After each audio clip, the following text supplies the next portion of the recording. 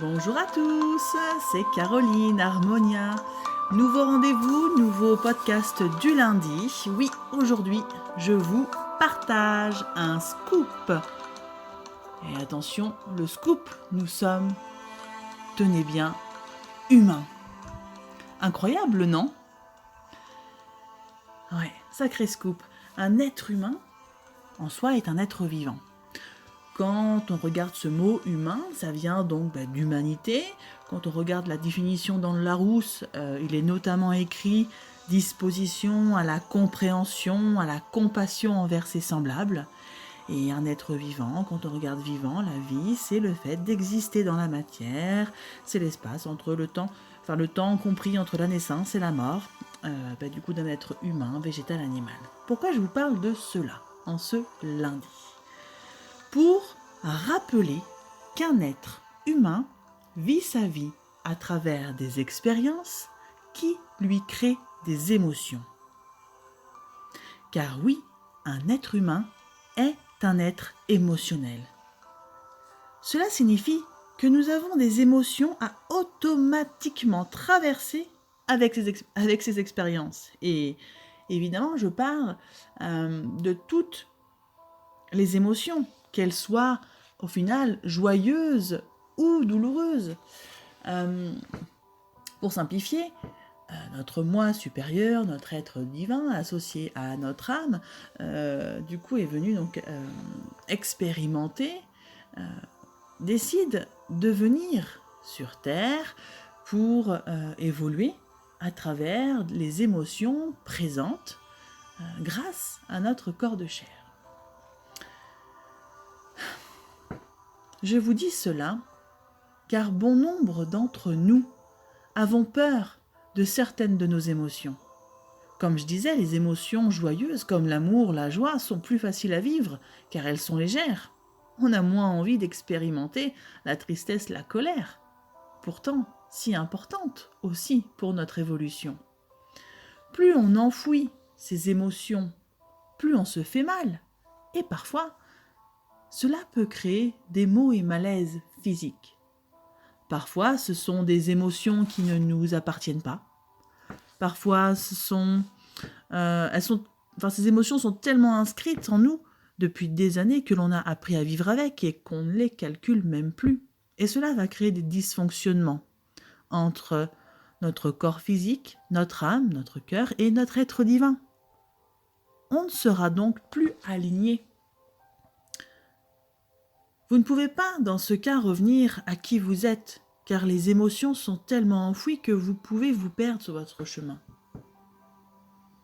La vie, notre corps, vont faire en sorte de nous alarmer par différentes alertes. Parfois, ces alertes peuvent nous impacter directement. Parfois, ce peut être notre entourage.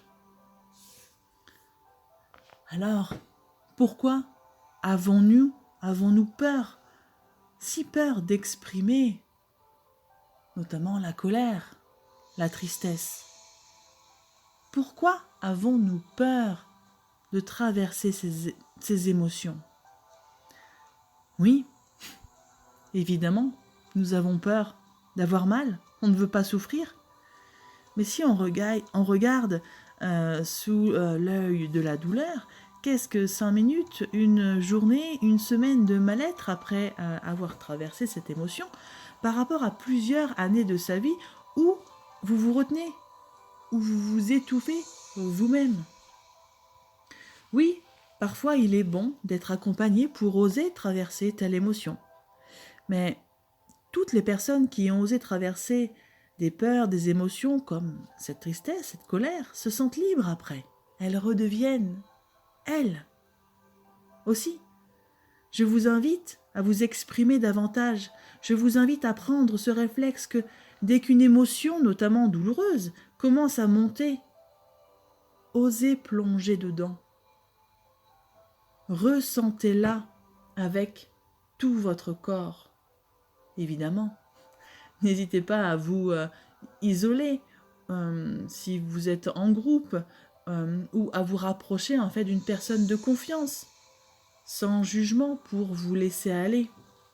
Respectez-vous Votre corps est au service de votre âme, de votre être divin. Osez expérimenter à 100%. Et on expérimente à 100% en se laissant traverser par ses émotions. Et les énergies de 2023, d'un point de vue pratique chinoise, avec cette année en fait du lapin d'eau, nous informent qu'il y a en fait beaucoup de bois et de feu. Autrement dit, pour simplifier, la colère. La colère est présente, elle était déjà l'an dernier, et cette année, elle va être de plus en plus présente, elle a besoin de plus en plus de s'exprimer. Évidemment, mon conseil sera de ne pas tout garder en vous au risque que la cocotte minute explose. Commencez à vous connecter à cette colère, à la ressentir.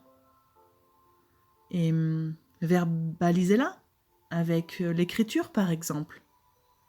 Et laissez-vous aller. Laissez votre corps s'exprimer et écrire tout ce qu'il a à dire.